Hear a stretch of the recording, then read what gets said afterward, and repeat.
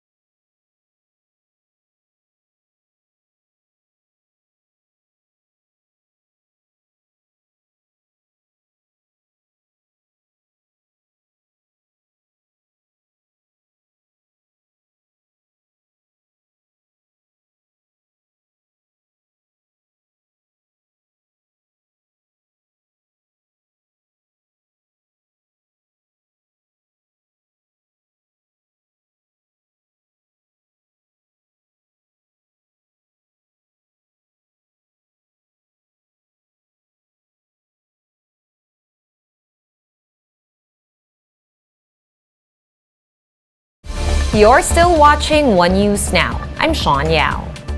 U.S. Defense Secretary Lloyd Austin will focus on discussions about the implementation of the Enhanced Defense Cooperation Agreement, or EDCA, when he visits Manila this week.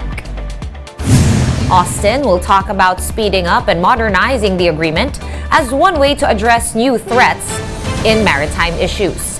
Austin will be hosted by his counterpart, Defense Secretary Carlito Galvez Jr.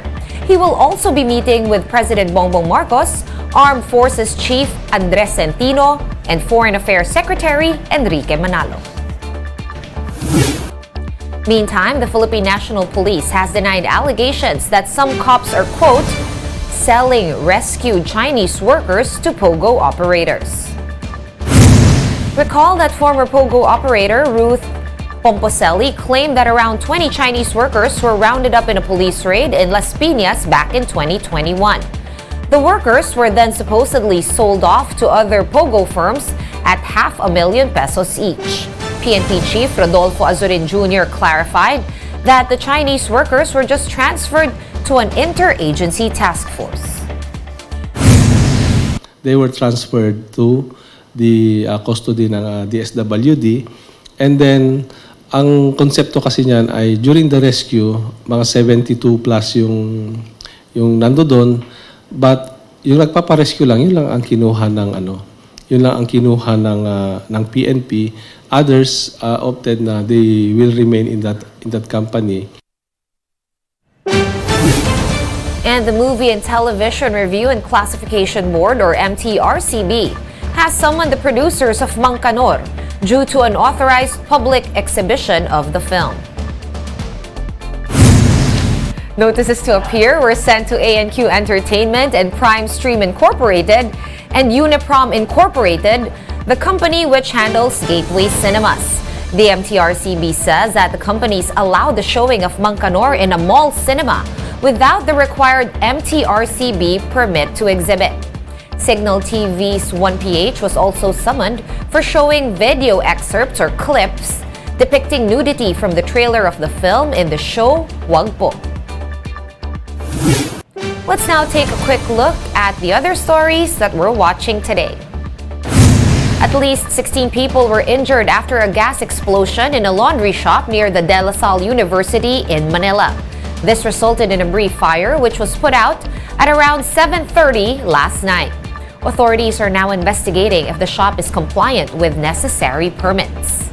The COMELEC is expecting a surge in registrants at today's last day of voter registration. The poll body said that they will extend the hours for registration if there are still people waiting in line at the close. Oil companies are now implementing an increase in the prices of petroleum products. Diesel prices are now up by 1 peso per liter. Gasoline is selling for 1 peso and 30 centavos more per liter, while kerosene is now more expensive by 1 peso and 35 centavos. This is the third consecutive week of oil price increases. For more updates, visit News 5, The Philippine Star, and Business World online. Visit our website, onenews.ph, for more in-depth analysis. You can also catch One News on Signal Play. Register for a free account at www.signalplay.com and stream One News Live anytime, anywhere. I am Sean Yao. We are One News.